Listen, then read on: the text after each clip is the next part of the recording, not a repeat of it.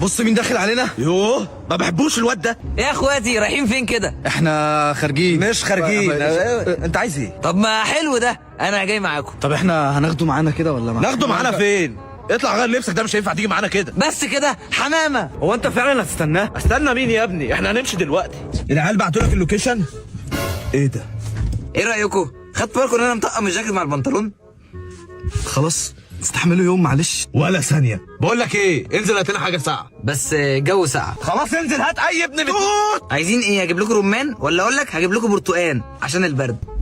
يلا بينا بسرعه قبل ما يجي. روح كلم الحاج تعالى اختك. الحق ده لسه محفظته. ما تيجي نرجعها له. بقول لك ايه، حنيه الامهات دي انا مش عايزها، انا ما صدقت خلصت منه. طب نرميها له حتى في المكان اللي نزل فيه على الاقل عشان يعرف يروح. ماشي، بس لو ركب معانا على مسؤوليتك. بس اقف هنا. طب يلا ارمي بسرعه. ايه يا جدعان الهزار ده؟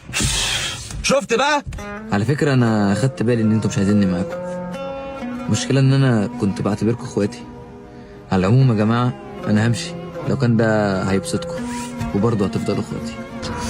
حرام عليك يا اخي، انت ما بتحسش ليه كده؟ يا ابني دموع الناس دي بتغسلني من جوه. ايوه يا جدعان اتاخرنا عليكم. ايه ده؟ ايه رايكم في تمثيلي؟ انت ايه حكايتك؟